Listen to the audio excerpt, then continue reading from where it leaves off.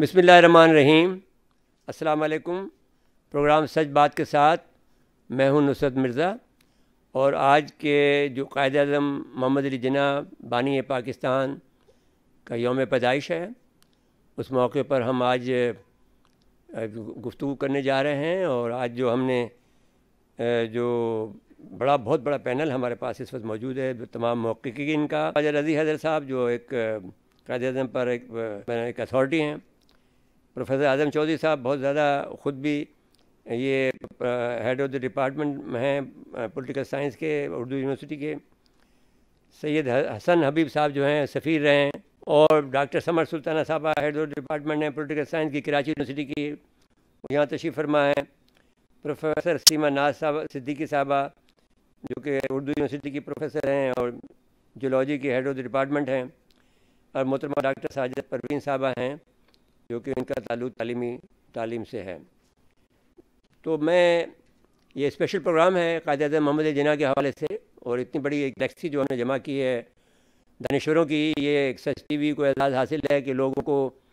जो है सियासतदानों को बुला के बातें करते हैं, लेकिन हमारा ये तुर्रा इम्तियाज़ है कि हम अपना ज़्यादा फोकस अपने दानिश्वरों पर रखते हैं, उनको अहमियत देते हैं। और वही लोग हम समझते हैं कि पाकिस्तान के बारे में जो फ़िक्र दे सकते हैं, जो मौलाना इकबाल के फॉलोअर हैं, जो कायद-ए-आज़म के फॉलोअर हैं, वो पाकिस्तान की नैया को पार लगा सकते हैं। तो पहले हिस्से में हमारा जो है कि जो हमारे मेहमान कायद-ए-आज़म की बसीरत, दो कौमी नज़रिया और हिंदुत्व के मौजू पर अपनी गुफ्तगू पेश करेंगे। 5-5 मिनट की गुफ्तगू कर लेंगे। दूसरे गुफ्तगू को हम ओपन करेंगे और उसमें सवालात करेंगे। और कायद-ए-आज़म के दूरंदेश निगाहों ने हिंदू क़यादत के सेकुलरिज़म, तो मैं दानिश्वरों की ये एक सच टीवी को एजाज़, जो लोग जो है सियासतदानों को बुला के बातें करते हैं, लेकिन हम अपना ज़्यादा फोकस अपने दानिश्वरों पर रखते हैं। ये तुर्रा इम्तियाज़ है कि हैं, और वही लोग हम समझते हैं कि पाकिस्तान की उनको अहमियत देते के बारे में जो फ़िक्र दे सकते हैं, जो मौलाना इकबाल के फॉलोअर हैं, जो कायद-ए-आज़म के फॉलोअर हैं, वो पाकिस्तान की नैया को पार लगा सकते हैं। हासिल है कि लोगों को। तो पहले हिस्से में हमारा जो है कि जो हमारे दो कौमी नज़रिया मेहमान कायद-ए-आज़म की बसीरत और हिंदुत्व के मौजू पर अपनी गुफ्तगू पेश करेंगे। 5-5 मिनट की गुफ्तगू कर लेंगे। दूसरे गुफ्तगू को हम ओपन करेंगे और उसमें सवालात करेंगे। और कायद-ए-आज़म के दूरंदेश निगाहों ने हिंदू, तो मैं क़यादत के सेकुलरिज़म गैलेक्सी जो हमने जमा की है दानिश्वरों की, ये एक सच टीवी को एजाज़ से, और इतनी बड़ी एक जो लोग जो है सियासतदानों को बुला के बातें करते हैं, लेकिन हम अपना ज़्यादा फोकस अब डॉक्टर समर सुल्ताना साहबा है, ये तुर्रा इम्तियाज़ है कि अपने दानिश्वरों पर रखते हैं। और वही लोग हम उनको अहमियत देते समझते हैं कि पाकिस्तान के बारे में जो फ़िक्र दे सकते हैं, जो मौलाना इकबाल के फॉलोअर हैं, जो कायद-ए-आज़म के फॉलोअर हैं, वो पाकिस्तान की नैया को पार लगा सकते हैं। हासिल है कि लोगों को।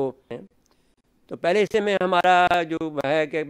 जो हमारे दो कौमी नज़रिया मेहमान कायद-ए-आज़म की बसीरत और हिंदुत्व के मौजू पर अपनी गुफ्तगू पेश करेंगे। 5-5 मिनट की गुफ्तगू कर लेंगे।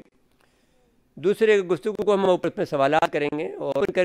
ओपन करेंगे। और हेड ऑफ़ द डिपार्टमेंट में ने हिंदू, तो मैं क़यादत के सेकुलरिज़म गैलेक्सी जो हमने जमा की है दानिश्वरों की से, और इतनी बड़ी ये एक सच टीवी को एजाज़, और कायद-ए-आज़म के दूरंदेश निगाहों सियासतदानों को बुला के बातें करते हैं, लेकिन हमारा जो लोग जो है डॉक्टर समर सुल्ताना साहबा है, हम अपना ज़्यादा फोकस अब ये तुर्रा इम्तियाज़ है कि हैं, और वही लोग हम अपने दानिश्वरों पर रखते हैं। समझते हैं कि पाकिस्तान के बारे में जो फ़िक्र दे सकते हैं,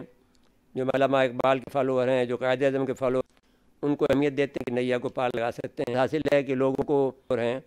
वो पाकिस्तान से में हमारा जो है कि जो हमारे मेहमान कायद-ए-आज़म की बसीरत, दो कौमी नज़रिया और हिंदुत्व के मौजू पर अपनी गुफ्तगू पेश करेंगे। 5-5 मिनट की गुफ्तगू कर लेंगे।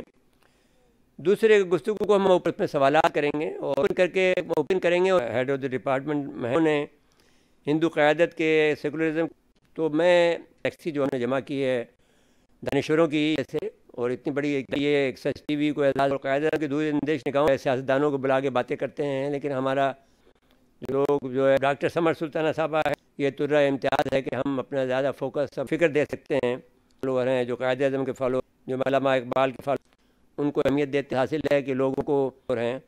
वो पाकिस्तान से में हमारा जो है कि जो हमारे मेहमान कायद-ए-आज़म की बसीरत और हिंदुत्व के मौजू दो कौमी नज़रिया पर अपनी गुफ्तगू पेश करेंगे।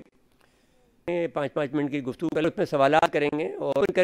اوپن کریں گے اور دوسرے گفتگو کو ہم اوپن ہندو ہیڈ آف دی ڈپارٹمنٹ میں تو میں ٹیکسی جو ہم نے جمع کی ہے قیادت کے سیکولرزم سے اور اتنی بڑی یہ سچ ٹی وی کو اعزاز اور قیادت کے دوسرے اندیش نگاہوں سیاستدانوں کو بلا کے باتیں کرتے ہیں، لیکن ہمارا جو لوگ جو ہے ڈاکٹر سمر سلطانہ صاحبہ ہے، دانشوروں کی یہ طرح امتیاز ہے کہ فکر دے سکتے ہیں کہ ہم اپنا زیادہ فوکس سب لوگ ہیں جو قائد اعظم کے فالو ان کو اہمیت دیتے ہیں، جو علامہ اقبال کے فال حاصل ہے کہ لوگوں کو اور ہیں وہ پاکستانی سے میں ہمارا جو ہے کہ جو ہمارے مہمان قائد اعظم کی بصیرت کی نیا کو پار لگا سکتے ہیں، دو قومی نظریہ موضوع پر اپنی گفتگو پیش کریں گے اور ہندوتوا کے موضوع 5 منٹ کی گفتگو پہلے اس میں سوالات کریں گے اور لیں گے، دوسرے گفتگو کو ہم اوپن کریں گے اور ہیڈ آف دی ڈپارٹمنٹ میں تو میں انہیں ہندو قیادت کے سیکولرزم سے اور اتنی بڑی ایک ٹیکسی جو ہم نے جمع کی ہے اور قیادت کے دوسرے اندیش نگاہوں سیاستدانوں کو بلا کے باتیں کرتے ہیں، لیکن ہمارا جو لوگ جو ہے یہ سچ ٹی وی کو اعزاز دانشوروں کی یہ طرح امتیاز ہے کہ ڈاکٹر سمر سلطانہ صاحبہ ہے، ہم اپنا زیادہ فوکس سب لوگ ہیں جو قائد اعظم کے فالو فکر دے سکتے ہیں، جو علامہ اقبال کے فال حاصل ہے کہ لوگوں کو اور ہیں وہ پاکستانی سے میں ہمارا جو ان کو اہمیت دیتے مہمان قائد اعظم کی بصیرت کی نیا کو پار لگا سکتے ہیں ہے کہ مہمان جو ہمارے اور ہندوتوا کے موضوع پر اپنی گفتگو پیش کریں گے، 5 منٹ کی گفتگو پہلے اس میں سوالات کریں گے اور لیں گے، دوسرے گفتگو کو ہم اوپن کریں گے اور دو قومی نظریہ انہیں ہندو تو میں ہیڈ آف دی ڈپارٹمنٹ میں سے اور اتنی بڑی ایک ٹیکسی جو ہم نے جمع کی ہے قیادت کے سیکولرزم سیاستدانوں کو بلا کے باتیں کر قیادت کے دوسرے اندیش نگاہوں جو لوگ جو ہے یہ سچ ٹی وی کو اعزاز کرتے ہیں، لیکن ہمارا یہ طرح امتیاز ہے کہ ڈاکٹر سمر سلطانہ صاحبہ ہے، دانشوروں کی لوگ ہیں جو قائد اعظم کے فالو فکر دے سکتے ہیں کہ ہم اپنا زیادہ فوکس سب حاصل ہے کہ لوگوں کو جو علامہ اقبال کے فال سے میں ہمارا جو ان کو اہمیت دیتے ہیں وہ پاکستان کی نیا کو پار لگا سکتے ہیں ہے کہ جو ہمارے مہمان قائد اعظم کی بصیرت پر اپنی گفتگو پیش کریں گے، 5 منٹ کی گفتگو پہلے اس میں سوالات کریں گے اور لیں گے اور ہندوتوا کے موضوع اوپن کریں گے اور دو قومی نظریہ دوسرے گفتگو کو ہم تو میں ہیڈ آف دی ڈپارٹمنٹ میں انہیں ہندو قیادت کے سیکولرزم ٹیکسی جو ہم نے جمع کی ہے اور قیادت کے دوسرے اندیش نگاہوں سیاستدانوں کو بلا کے باتیں کرتے اور اتنی بڑی یہ سچ ٹی وی کو اعزاز کرتے ہیں، لیکن ہمارا جو لوگ جو ہے ڈاکٹر سمر سلطانہ صاحبہ ہے، دانشوروں کی یہ طرح امتیاز ہے کہ لوگ ہیں جو قائد اعظم کے فالو ہم اپنا زیادہ فوکس سب حاصل ہے کہ لوگوں کو جو علامہ اقبال کے فال فکر دے سکتے ہیں ان کو اہمیت دیتے ہیں وہ پاکستانی سے میں ہمارا جو ہے کہ جو ہمارے مہمان قائد اعظم کی بصیرت کی نیا کو پار لگا سکتے ہیں، 5 منٹ کی گفتگو پر اپنی گفتگو پیش کریں گے، اس میں سوالات کریں گے اور لیں گے اور ہندوتوا کے موضوع اوپن کریں گے اور دوسرے گفتگو کو ہم دو قومی نظریہ ہیڈ آف دی ڈپارٹمنٹ میں تو میں انہیں ہندو قیادت کے سیکولرزم ٹیکسی جو ہم نے جمع کی ہے سیاستدانوں کو بلا کے باتیں کرتے اور اتنی بڑی ایک قیادت کے دوسرے اندیش نگاہوں یہ سچ ٹی وی کو اعزاز کرتے ہیں، لیکن ہمارا جو لوگ جو ہے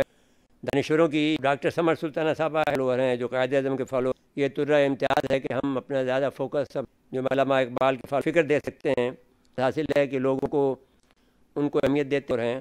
وہ پاکستانی سے میں ہمارا جو مہمان قائد اعظم کی بصیرت کی نیا کو پار لگا سکتے ہیں، 5 منٹ کی گفتگو پر اپنی گفتگو پیش کریں گے ہے کہ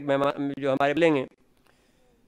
اور ہندوتوا کے موضوع میں سوالات کریں گے اور دوسرے گفتگو کو ہم دو قومی نظریہ ہیڈ آف دی ڈپارٹمنٹ میں انہیں ہندو تو میں قیادت کے سیکولرزم ٹیکسی جو ہم نے جمع کی ہے اوپن کریں گے اور اتنی بڑی ایک قیادت کے دوسرے اندیش نگاہوں یہ سچ ٹی وی کو اعزاز جو لوگ جو کرتے ہیں، لیکن ہمارا دانشوروں کی لوگ ہیں جو قائد اعظم کے فالو یہ طرح امتیاز ہے کہ ہم اپنا زیادہ فوکس سب جو علامہ اقبال کے فال حاصل ہے کہ لوگوں کو ان کو اہمیت دیتے سے میں ہمارا جو ہیں وہ پاکستان کی نیا کو پار لگا سکتے ہیں، مہمان قائد اعظم کی بصیرت 5 منٹ کی گفتگو ہے کہ جو ہمارے موضوع پر اپنی گفتگو پیش کریں گے اور ہندوتوا کے موضوع لیں گے اس میں سوالات کریں گے اور دوسرے گفتگو کو ہم دو قومی نظریہ ہیڈ آف دی ڈپارٹمنٹ میں فکر دے سکتے ہیں انہیں ہندو تو میں قیادت کے سیکولرزم ٹیکسی جو ہم نے جمع کی ہے اوپن کریں گے اور اتنی بڑی ایک قیادت کے دوسرے اندیش نگاہوں یہ سچ ٹی وی کو اعزاز جو لوگ جو کرتے ہیں، لیکن ہمارا لوگ ہیں جو قائد اعظم کے فالو یہ طرح امتیاز ہے کہ جو علامہ اقبال کے فال حاصل ہے کہ لوگوں کو ہم اپنا زیادہ فوکس سب ہیں وہ پاکستان سے میں ہمارا جو نیا کو پار لگا سکتے ہیں 5-5 منٹ کی گفتگو کا مہمان قائد اعظم کی بصیرت ان کو اہمیت دیتے ہوئے پر اپنی گفتگو پیش کریں گے اور ہندوتوا کے موضوع میں سوالات کریں گے اور لیں گے۔ دوسرے گفتگو کو ہم ہیڈ آف دی ڈپارٹمنٹ محض 2 قومی نظریہ فکر دے سکتے ہیں۔ تو میں قیادت کے سیکولرزم ٹیکسی جو ہم نے جمع کی ہے اوپن کریں گے اور اتنی بڑی قیادت کے دور اندیش نگاہوں یہ ایک سچ ٹی وی کو اعزاز جو لوگ جو کرتے ہیں، لیکن ہمارا فالوور ہیں جو قائد اعظم کے فالوور، یہ ترہ امتیاز ہے کہ جو علامہ اقبال کی فال حاصل ہے کہ لوگوں کو ہم اپنا زیادہ فوکس سب نے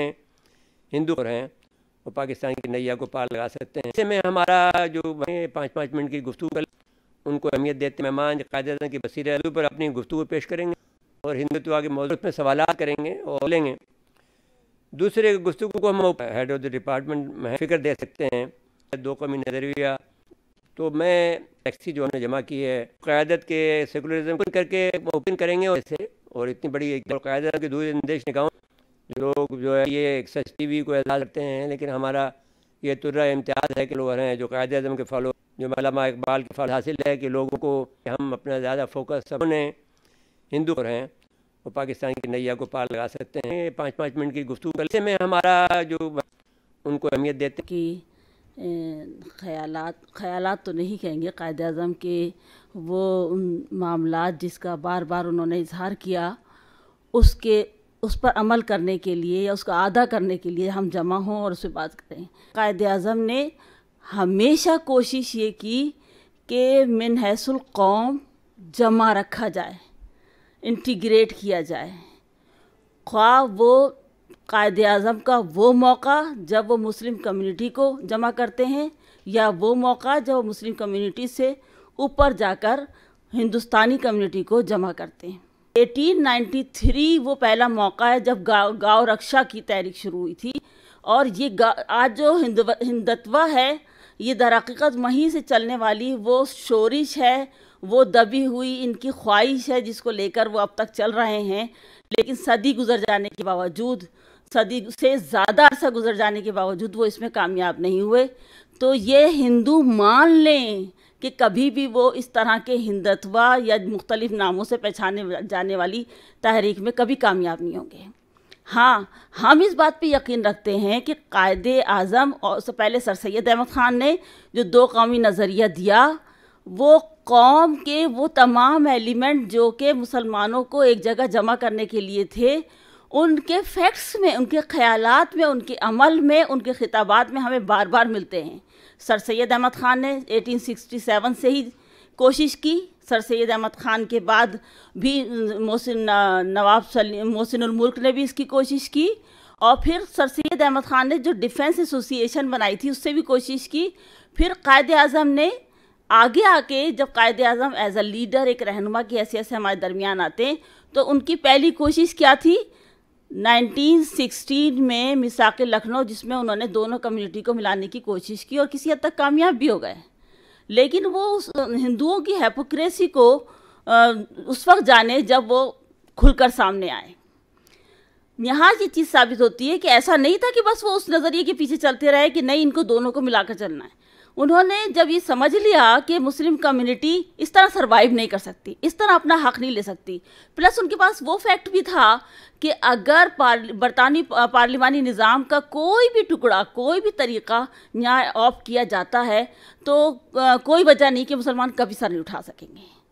تو فوری طور پر انہوں نے پھر ایک مرتبہ اس حقیقت کو نہ صرف خود تسلیم کیا بلکہ تسلیم کروانے کی کوشش کی، اور پھر جب 1930 کے بعد آپ ان کے تمام خطابات میں اٹھا کے دیکھیں کہ وہ اسٹیج بائی اسٹیج ہر ایک کو بتا رہے ہیں کہ اس کو کیا کرنا ہے، یعنی ڈسپلن کے جو مختلف پیرامیٹرز ہیں، اسٹیجز ہیں ان کی، وہ نوجوانوں سے جب بات کرتے ہیں علی گڑھ کے، تو وہ کہتے ہیں آپ کا کام ہے تعلیم حاصل کرنا، تعلیم حاصل کرو۔ یعنی کسی بھی بہترین ریاستی اصول میں تعلیم کو بنیادی حیثیت حاصل ہے۔ پھر وہ جب تنظیم سازی کرتے ہیں اور اس میں خواتین حصہ لیتی ہیں تو وہ واضح طور پر ان کو اپریشیٹ کرتے ہیں کہ خواتین شانہ بشانہ چل رہی ہیں، اور اس میں وہ تنظیم سازی کر رہے ہیں۔ ایسا نہیں ہے کہ ایک ہجوم جمع کر لیا، نہیں، وہاں مسلم لیگ کو ایک پراپر پروسیس، پولیٹیکل پروسیس کے تحت سامنے لے کے آ رہے ہیں۔ پھر 1940 میں جب پاکستان ریزولوشن کی صورت میں سامنے آتے تو وہاں بھی پورا پروسیشن یعنی ایک پراپر فیکچول اور ریئلسٹک اپروچ کے ساتھ وہ بتانا چاہتے ہیں کہ سسٹم کیا ہے. ریزولوشن کا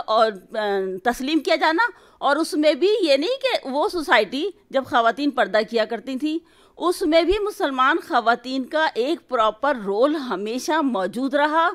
پولیٹیکل گراؤنڈز میں بھی، سوشل گراؤنڈز میں بھی، اور ہر جگہ قائد اعظم کی طرف سے اپریشیٹ کیا گیا.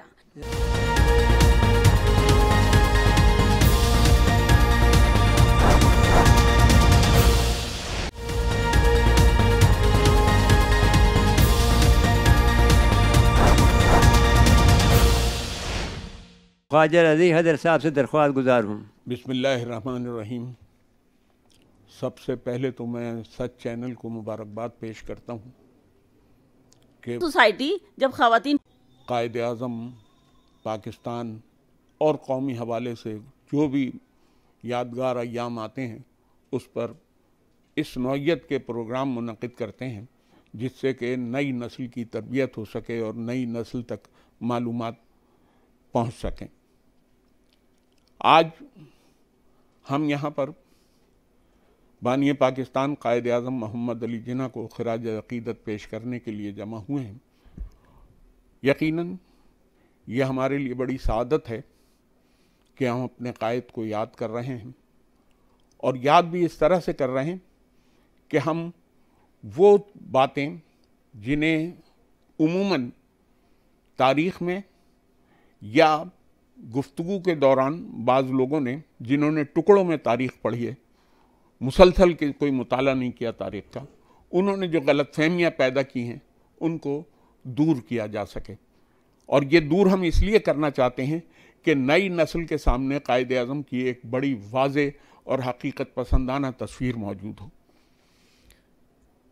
میں آپ سے عرض کروں کہ 1906 میں قائد اعظم نے کانگریس میں شرکت کی. سورت کا اجلاس تھا سورت کے مقام پر. تو اس اجلاس میں قائد اعظم نے اپنی زندگی کی پہلی سیاسی تقریر کی ہے. یہ تقریر جو تھی یہ اصل میں مسلم وقف اولاد کے سلسلے میں پریوی کونسل میں ایک قانون بنا دیا تھا کہ مسلمانوں کی وقف جائیدادیں جو ہیں ان کا پیسہ جو ہے مسلمانوں کو نہیں بلکہ حکومت کو جایا کرے گا. اس کے خلاف مسلمان بہت عرصے سے احتجاج کر رہے تھے، جس میں سر سید احمد خان بھی شامل تھے، جسٹس سید امیر علی بھی شامل تھے، اور دیگر ہندوستان کے اس زمانے کے جو بڑے اہم لوگ تھے وہ سب شامل تھے. تو اس سلسلے میں ایک مولوی رفیع الدین تھے، انہوں نے ایک قرارداد پیش کی کانگریس کے اجلاس میں کہ اس بل کو اس قانون کو ختم کیا جائے. تو قائد اعظم نے پہلی تقریر وہاں پر جو کی تو وہ اس مسلم وقف علی الاولاد کے قانون کے حق میں کی انہوں نے، اور مسلمانوں کے حق کی بحالی کے لیے انہوں نے بہت زوردار الفاظ میں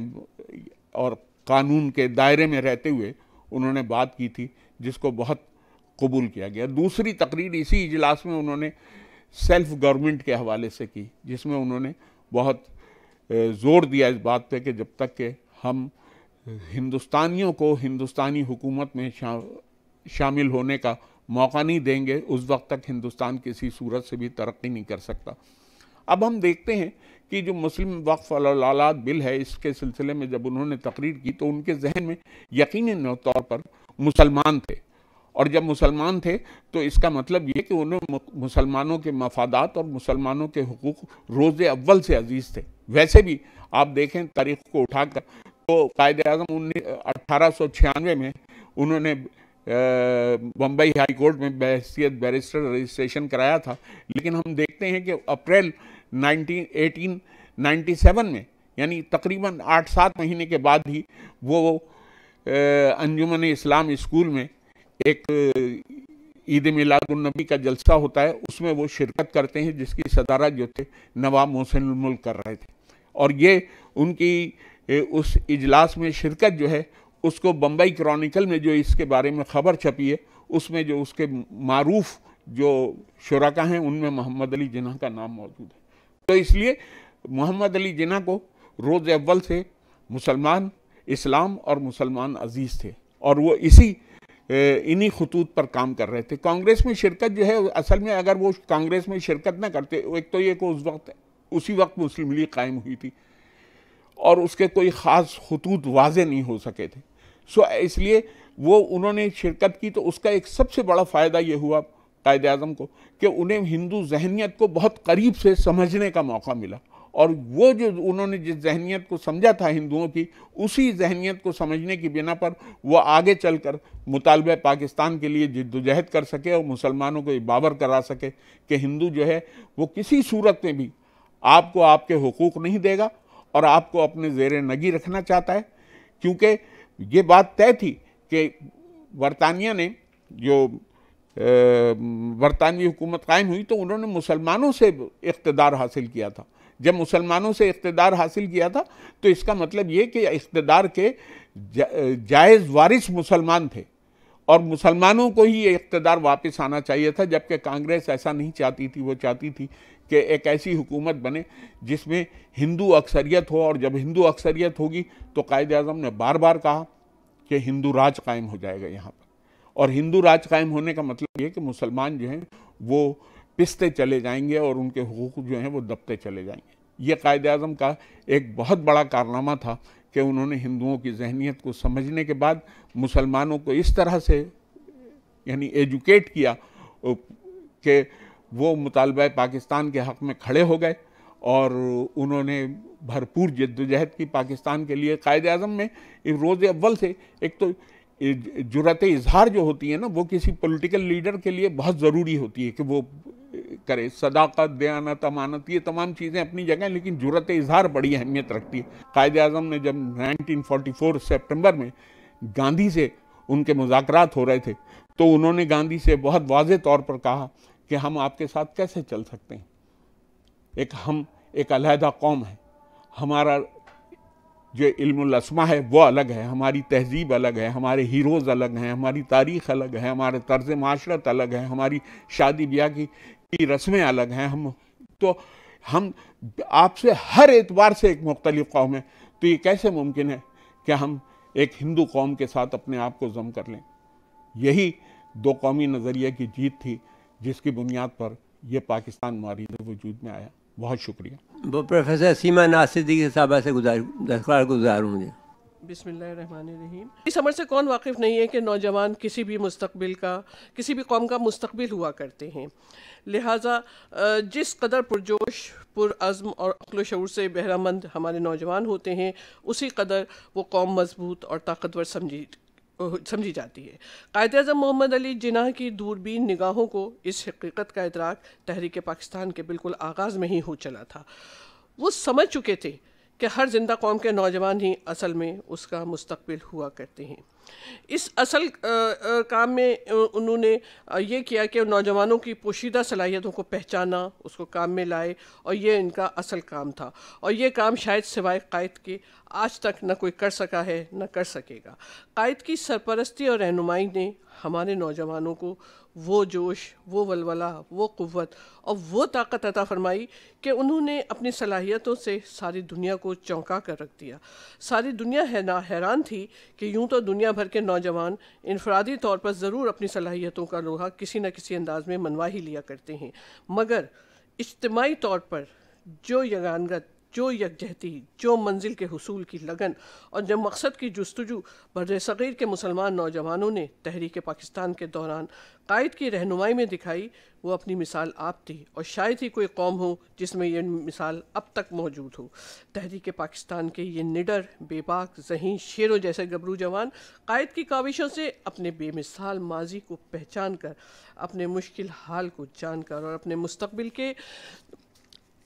سنہرے خوابوں کو مان کر میدان عمل میں کود پڑے تھے۔ انہیں اپنی جان کی پرواہ نہ تھی، انہیں اپنے مال کی کوئی فکر نہ تھی۔ اگر کچھ یاد تھا تو صرف یہ کہ لے کے رہیں گے پاکستان، بٹ کے رہے گا ہندوستان۔ قائد نے اپنے افکار اور اپنے عمل سے مسلم نوجوانوں میں آزادی کے حصول کی وہ شمع روشن کر دی تھی جو بجھائے نہ بجھ سکی۔ خود کانگریس کے کئی رہنما اپنی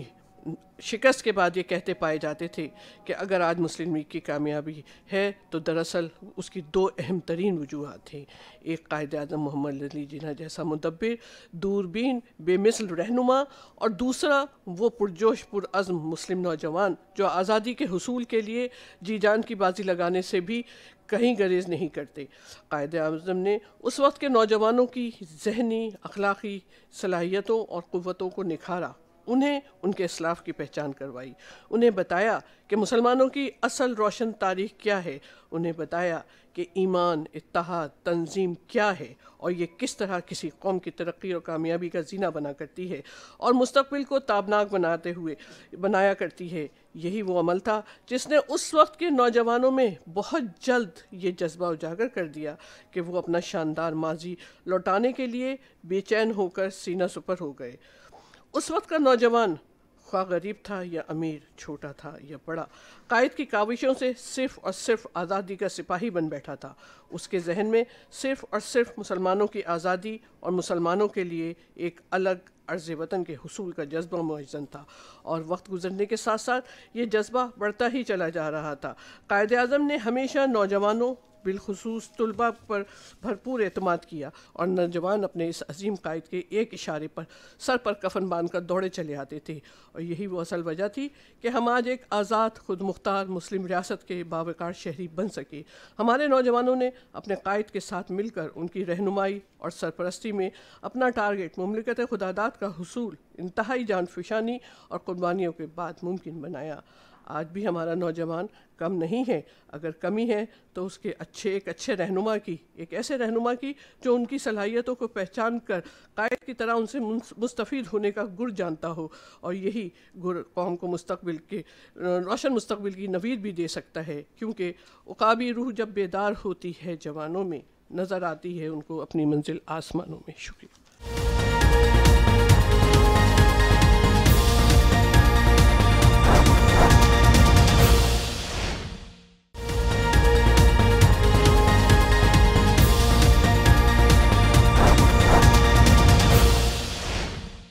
ویلکم بیک ناظرین. وقت سے جانے سے پہلے جو گفتگو ہم کر رہے تھے ہم اس کو جاری رکھتے ہیں. درخواست گزار ہوں سید حبیب صاحب سے. بسم اللہ الرحمن الرحیم. ہم لوگ جو ہیں وہ قائد اعظم اور اپنے دیگر لیڈرز کی جو فکر ہے اس سے دور ہوتے چلے جا رہے ہیں، اور مجھے تو ایز اے پریکٹیشنر، میں کوئی اکیڈمک نہیں سمجھتا اپنے آپ کو، میں ساری عمر فورن سروس میں سرو کیا ہے، اور ہم ملک سے باہر جب دیکھتے ہیں تو ہمیں یہ لگتا ہے کہ جیسے ایک بہت منظم طریقے سے ہمارے خلاف کام ہو رہا ہے. ابھی یہ جو EU نے انڈین کرونیکلز پہ انکشاف کیا ہے، مجھے تو یہ بھی نہیں لگ رہا کہ ہم لوگ اس کو سیریسلی لے رہے ہیں. یہ کام ہم نے کرنا تھا. تو جب آپ پاکستان سے باہر ہوتے ہیں اور آپ پاکستانیوں سے بات کرتے ہیں اور غیر پاکستانیوں سے بات کرتے ہیں تو آپ کو ایک دم احساس ہوتا ہے کہ قائد اعظم کی شخصیت کو شاید ہم نے سمجھا نہیں، اور اگر سمجھا تھوڑا بہت تو اس کو دنیا میں ہم نے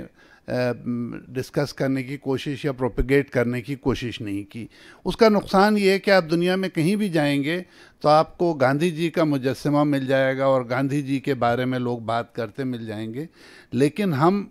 ملک میں بھی نہیں کر رہے ہیں کام اور ملک کے باہر بھی نہیں کر رہے ہیں.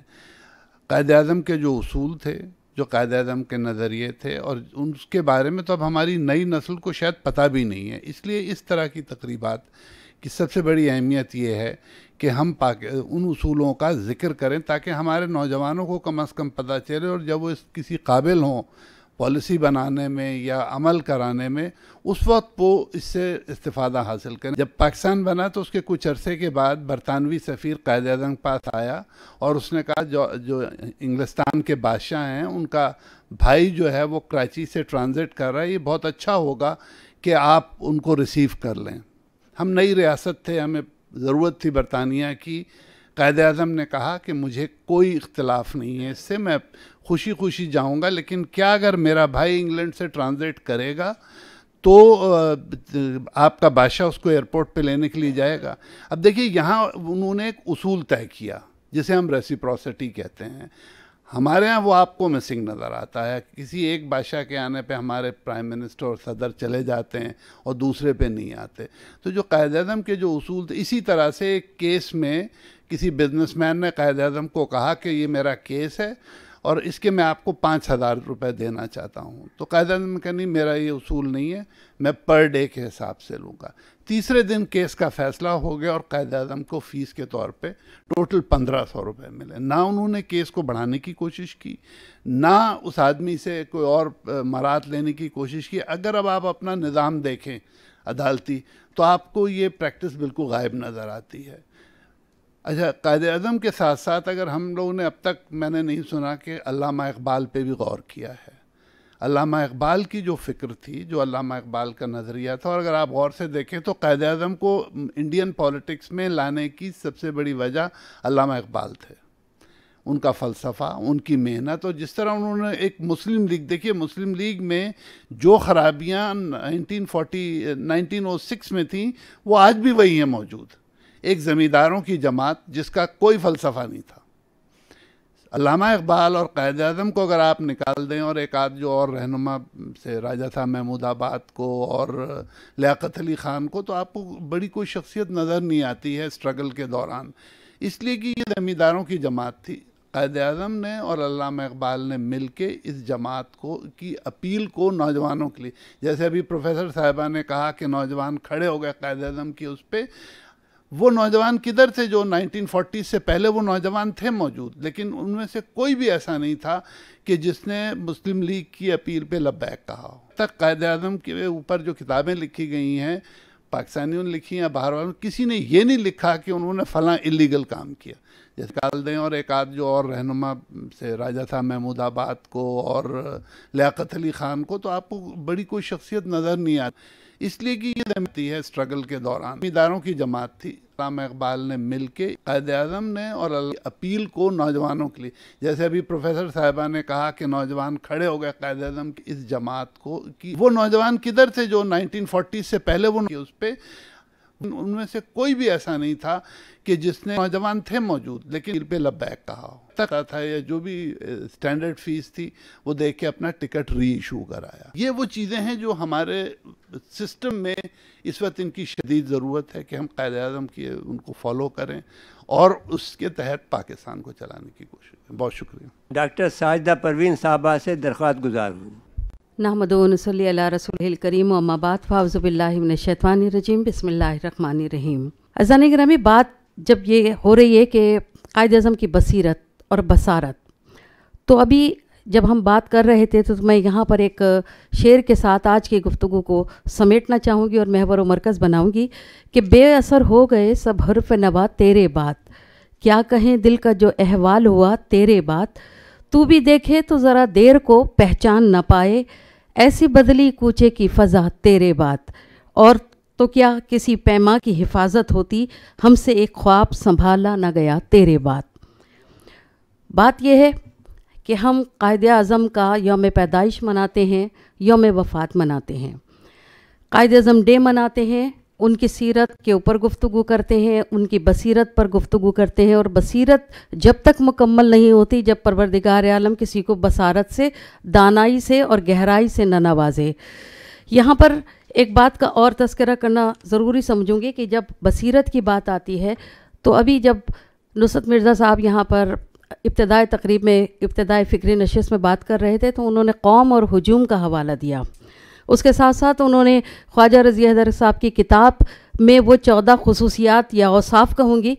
کہ جس کی وجہ سے آج ایک شخص ایک رہنما بن کر، ایک قائد اعظم بن کر آپ کے اور ہمارے دلوں میں اور تاریخ کے اوراق کے اندر محفوظ ہے، اور ہم اسے یاد کرتے ہیں اور اس کی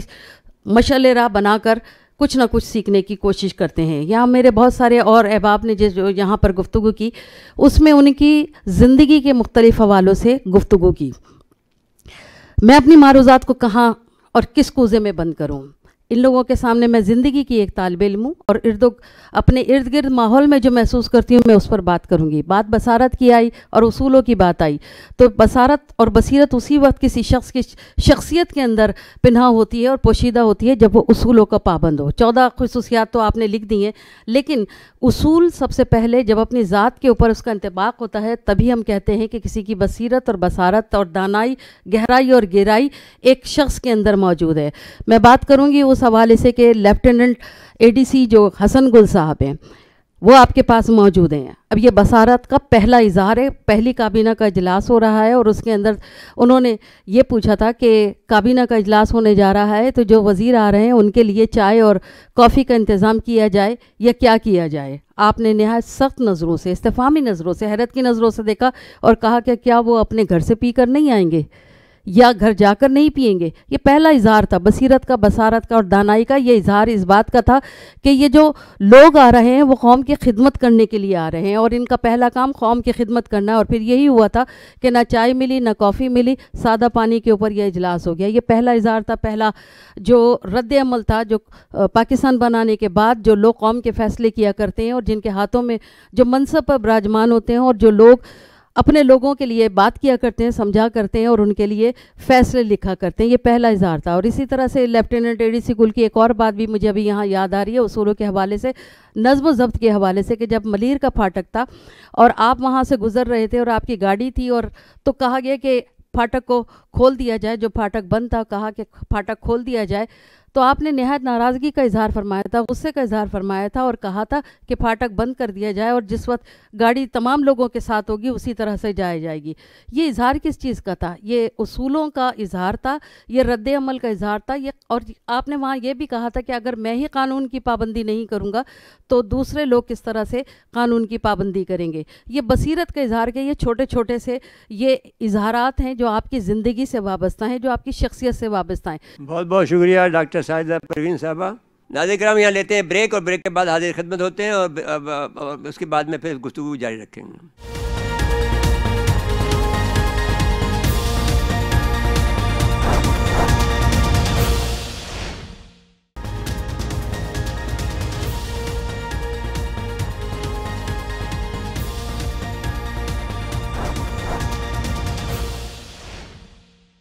ویلکم بیک ناظرین. اپنی گفتگو کا جو دوسرا حصہ ہے وہ شروع کرتا ہوں اور میں خواجہ رضی حیدر صاحب سے یہ پوچھنا چاہتا ہوں کہ خواجہ صاحب فرمائیے, قائد اعظم صاحب کی کوئی ایسی بات ہمیں سے وابستہ ہیں. بہت بہت اور اپنے جو سامعین کو کہ جو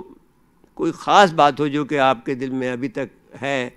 اور جو آپ کی دل میں جاگزی ہیں اور وہ آپ نہیں کہہ پائے ہیں. سب میرا تعلق چونکہ تحقیق سے ہے اور لازمیات سے جو آدمی تحقیق کا آدمی ہوتا ہے اس کی تمام گفتگو جو ہے وہ ڈاکومنٹڈ بیس ہوتی ہے. جب تک میرے سامنے کوئی ڈاکومنٹ نہ ہو میں کسی بات کا, اس لیے میں قصے کہانیوں سے دور نظر آتا ہوں. کہ اچھا پھر یہ ہے کہ یہ جو ڈاکومنٹ ہیں یہ قائد اعظم سے متعلق ہیں, قائد اعظم پیپرز ہیں, مسلم لیگ کے ڈاکومنٹس ہیں, یا شمس الحسن کلیکشن ہے, یا سردار نشتر کا کلیکشن ہے. تو ان میں کوئی چیز موجود ہے تو وہ تو مجھے صحیح نظر آتی ہے, لیکن یہ جو ثانوی ماخذ ہوتے ہیں نا ان میں بعض چیزیں بہت اپنی مرضی اور اس کے مطابق بعض لکھ دی جاتی ہیں اور وہ باتیں اتنی عام ہو جاتی ہیں کہ وہ حقیقت نظر آنے لگتی ہیں. تو ایسے بہت سارے واقعات میرے ذہن میں ہیں جو میں اکثر و بیشتر سوچتا رہتا ہوں کہ ان باتوں کی کیا دلیل ہے. جیسے ہمارے ابھی آپ معذرت کے ساتھ میں آپ سے عرض کروں, اسی کراچی میں یہ بات ہوتی رہی کہ صاحب قائد اعظم کا نواسہ اسلم جناح ہے, جبکہ اس کا کوئی تعلق نہیں تھا قائد اعظم سے. وہ ناتھو پونجا کے خاندان سے تھا, جناح کے جو چچا تھے ان کے خاندان سے تھا, تو اس کو جناح لکھنے کا بھی حق حاصل نہیں تھا اسلم جناح کو. لیکن ہمارے یہاں حکومتیں بھی اسے نوازتی رہیں, ہمارے یہاں عوام بھی اس کو سمجھتے رہے, مزار قائد پہ بھی وہ بہت پروٹوکول کے ساتھ حاضری دیتا رہا. تو کسی میں یہ جرت نہیں تھی کہ یہ بات کہہ سکے. مجھے جب یہ خط آیا کیبنٹ ڈویژن سے کہ یہ بتائیں اس کے بارے میں, تو میں نے ان کو بہت تفصیل سے لکھ کے بھیجا اور شجرا بھیجا میں نے کہ دیکھیے یہ ہے, اس کو کوئی حق حاصل نہیں ہے کہ جناح کا لفظ استعمال کرے, کیونکہ جناح کا لفظ تو جناح پونجا کی جو اولاد ہے وہ استعمال کر سکتی ہے. تو اور قائد اعظم کے نواسہ جو ہے وہ نسلی واڈیا ہے, وہ انڈیا میں موجود ہے. اور کوئی آدمی یہ کلیم نہیں کر سکتا. لیکن اس کے باوجود اسے پروٹوکول بھی ملتا رہا اور سب کچھ ملتا رہا. تو ہم یعنی جو وہ لوگ ہیں جو اس کا تعین کر سکتے ہیں, جسے ڈٹرمن کر سکتے ہیں کہ یہ چیز صحیح ہے اور یہ چیز غلط ہے, ان لوگوں کو ہم اہمیت نہیں دیتے. ہم اصل میں ایک عوامی رجحان کو دیکھتے ہیں کہ صاحب ہم کسی طرح سے چونکا دیں لوگوں کو. جناب محترم پروفیسر اعظم چودھری صاحب, पंजाब के तालिब इल्मों के हवाले से कि वो पंजाब मुस्लिम स्टूडेंट फेडरेशन के मतलब सबसे बड़े शदाई थे। उनका हर अव्वल दस्ता जो था वो स्टूडेंट थे। यानी जो मुस्लिम स्टूडेंट के आखिरी प्रेसिडेंट थे डॉक्टर ज़ियाउल इस्लाम साहब, उनका एक इंटरव्यू छपा है हाल ही में, उसमें उन्होंने कहा है कि जब 45-6 के इलेक्शन हो रहे थे तो हमारे जो ममदोट साहब, इफ्तिखार ममदोट, सरदार शौकत अयाद, मुमताज़ दौलताना और मियाँ इफ्तिखार साहब कायद आज़म के पास गए कि उन्होंने कहा कि हमें मुस्लिम लीग के फंड से पैसे दीजिए, हम इलेक्शन जो लड़ रहे हैं उसके लिए हमें पैसे चाहिए। कायद आज़म ने इनकार कर दिया। फिर ये सब चारों लोग जो हैं ज़ियाउल इस्लाम के पास गए कि कायद आज़म को कहो कि वो पैसे दें, हमारे मुकाबले पे बहुत बड़े बड़े लोग इलेक्शन लड़ रहे हैं। तो उन्होंने कहा कि ये जागीरदार लोग जो हैं ये अपनी ज़ात पे तो पैसे लगा सकते हैं लेकिन अपनी नेशन के लिए पैसे वक्फ नहीं कर सकते, आप इन्हें पैसे दे दें। उसके बाद कायद आज़म ने 10 लाख रुपए का एक चेक उन्हें दिया।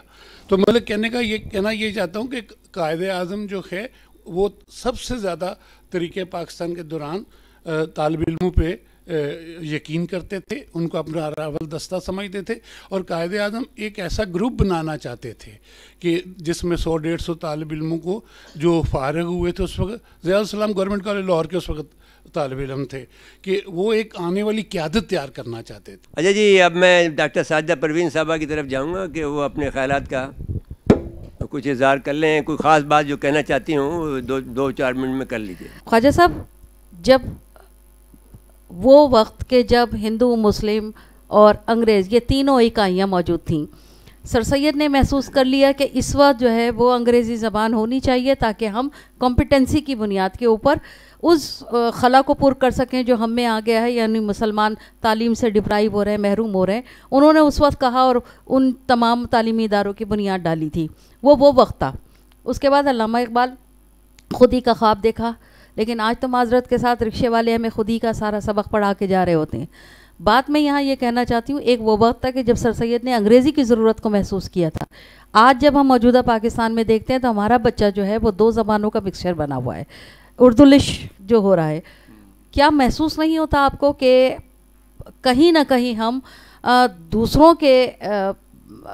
निसाब और दूसरों के ख़यालात को अपने बच्चों की किरदार साजी में, आपने किरदार साजी को समो दिया 14 नुकात के अंदर। मुझे ये बता दीजिए कि आज के सियासतदान इनमें से किसी एक के ऊपर भी पूरे उतरते हैं?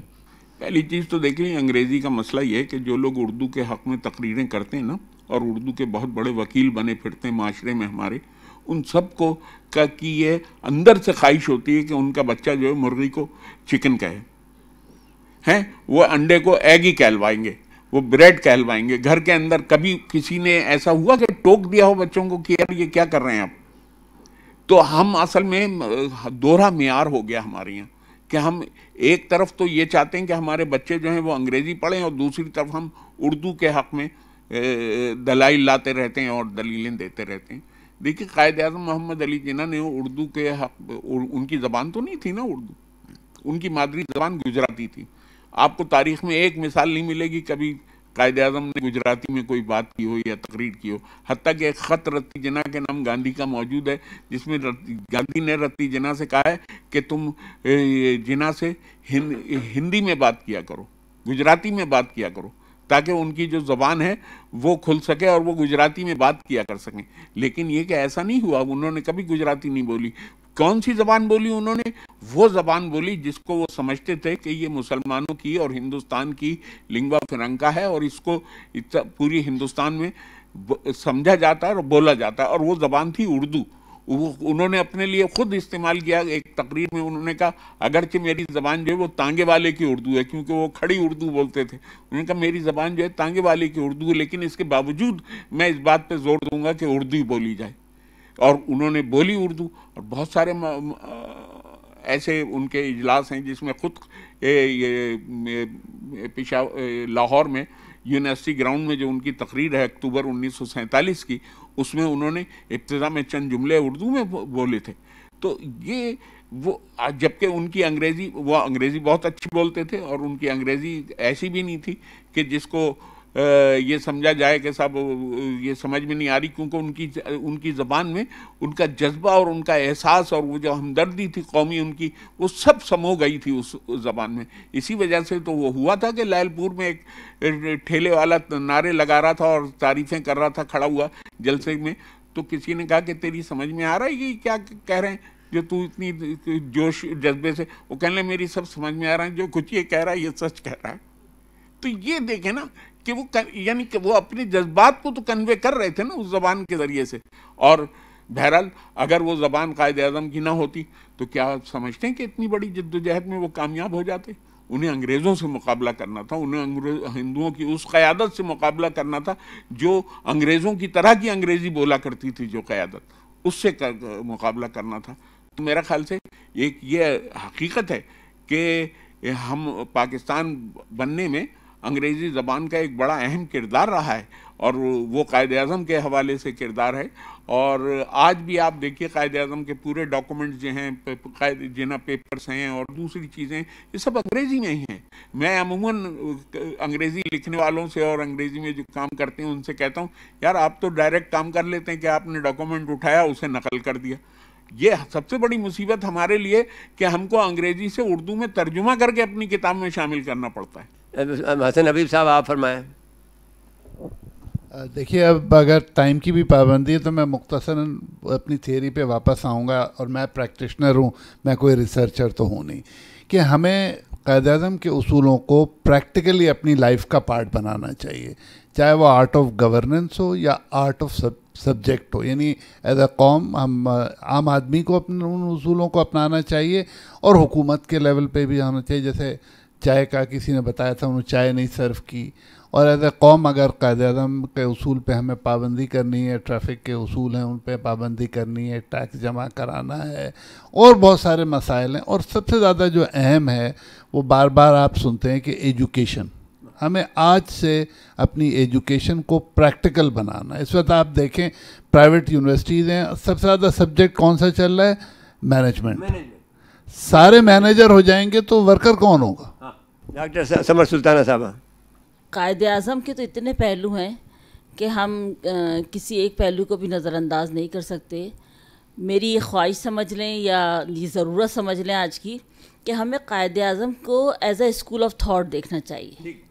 اور اس اسکول آف تھاٹ کو ہمیں اس کا امپلیمنٹ کمپلسری بیسس پر اپنے سلیبس میں تبدیلی لا کے شامل کرنا چاہیے. آپ یہ دیکھیے ماؤازم ہو سکتا ہے اور دیگر ازم، نازی ازم آ سکتا ہے، ہٹلر کا مسولینی کے سب کے ازم آ گئے. ہمارے ہاں جو ایک بیلنس پرسنالٹی نے بیلنس سسٹم دیا، چاہے as a leader, as a human being, as a Muslim, as a worker of Muslim League, as a member of freedom movement, ہر لحاظ سے ہمیں ایک ایک ایکشن ہمیں ایسا نظر آتا ہے جو کہ عملی بھی ہے، اور جس کو ہم اصولی بنیادوں پر، نظریاتی بنیادوں پر آگے لے کر چل سکتے ہیں، اور پوری دنیا کو روشناس کرا سکتے ہیں کہ ہمارے قائد اعظم ایسے نہیں ہیں کہ جنہوں نے ایک تحریک چلائی، آزادی دلائی، اور نہیں، آزادی کے بعد ان کے ساتھ پرائم منسٹر کون تھا؟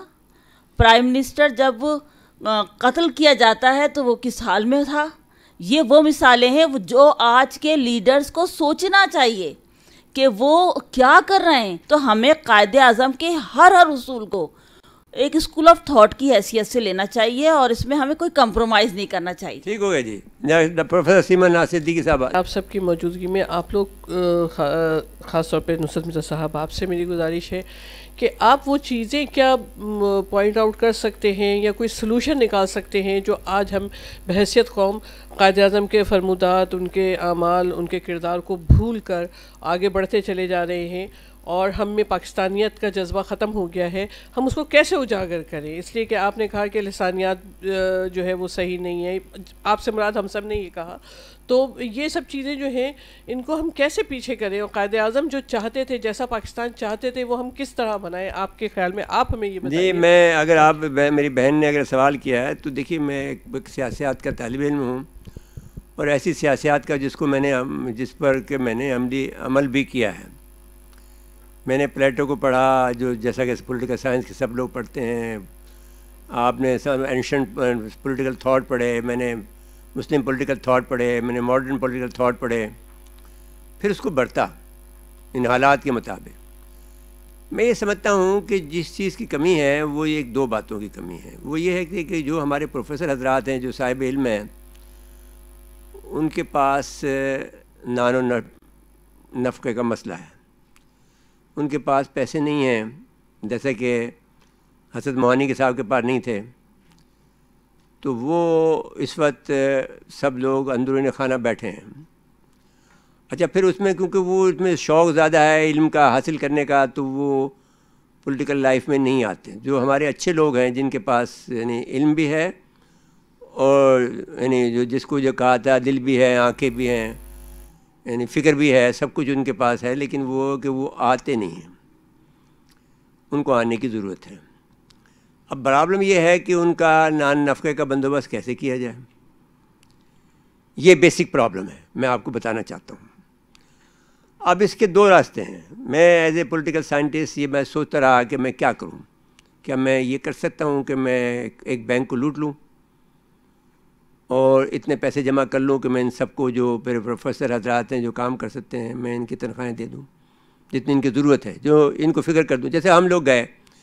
جب ہم اٹلی میں گئے تو جب ہمیں ایک بڑی عہدہ دیا گیا، ہم کمرشل مینیجر بن گئے ایک بڑی کمپنی کے، انہوں نے ہمیں آزاد کر دیا کہ آپ کی فیملی کے جو مسائل ہیں وہ اس سے آپ آزاد ہیں، آپ ہمارے لیے کام کریں۔ آپ کی فیملی کے لیے گاڑی وہ دیتے تھے، آپ کی فیملی کا ٹکٹ وہ دیتے تھے، آپ کے بچوں کو وہ لے کے جاتے تھے اسکول، لاتے وہ تھے، ان کی حفاظت کی ذمہ داری ان کی تھی، گھر آپ کو دیتے تھے، آپ کے فرنیچر وہ دیتے تھے، آپ کے بل وہ دیتے تھے۔ You are free to work for the company. تو میرا عالم یہ تھا کہ میں سوتا بھی پلین میں تھا، یعنی I have to run from Italy to Saudi Arabia, then Abu Dhabi, then Spain, then this is the way. تو میں آپ سے یہ گزارش کرنا چاہتا ہوں کہ یہ جو جب تک کہ آپ کے پاس یہ جو جاگیرداری لوگ ہیں، سردار لوگ ہیں، ان سے کہ بجائے ہم آپ جیسے لوگوں کو نہ لائیں گے، اور آپ میں بھی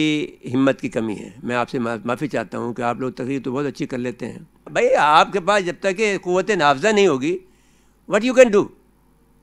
قوت نافذہ ایسی چیز ہوتی ہے